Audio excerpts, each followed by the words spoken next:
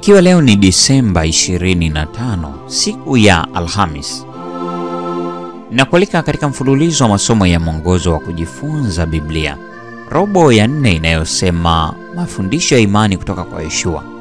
Somo ni 13, chagueni hivi leo.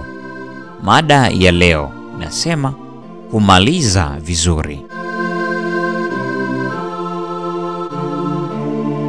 Soma maneno ya kuhitimisha ya kitabu cha Yeshua yaliyoandikwa na mwandishi aliyevuviwa, Yeshua 24:29 hadi 33. Ni kwa namna gani maneno haya hayalengi nyuma tu kwenye maisha ya Yeshua, bali pia mbele katika wakati ujao?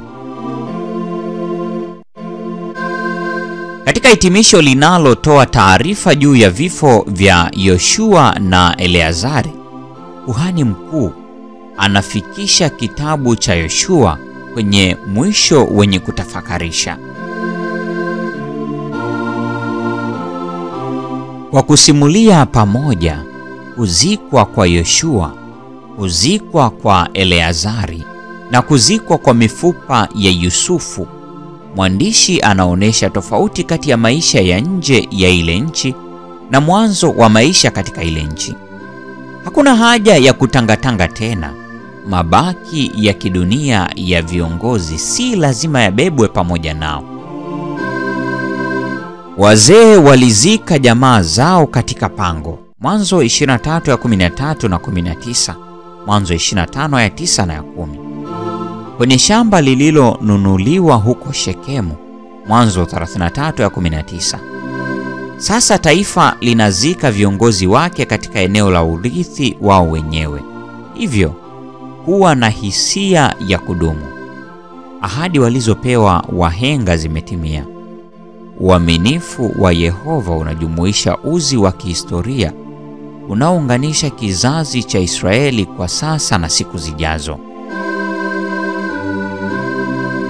Ibara za kumalizia kitabu zinapounganisha masimulizi yote na hadithi kubwa zaidi ya wakati uliopita, pia hufungua njia kwa ajili ya wakati ujao.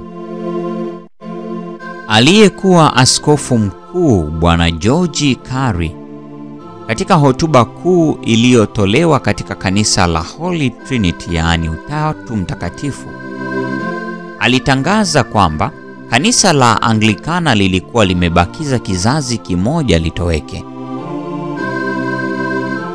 Kwa kweli daima kanisa limebakiza kizazi kimoja litoweke, na ndivyo ilivyokuwa kwa watu wa Mungu wa Agano la Kale. Sura kubwa katika historia ya Israeli ikafikia mwisho. Mustakabali wake ukategemea ni aina gani ya majibu ambayo Israeli ingetoa kwa maswali mengi yanayohusu siku zijazo. Je, Israeli watakuwa waaminifu kwa Bwana? Je, wataweza kuendeleza kazi ambayo haijakamilika ya kumiliki ardhi yote? Je, wataweza kumng'ang'ania na kushikamana na Yehova na kutonaswa na ibada ya sanamu?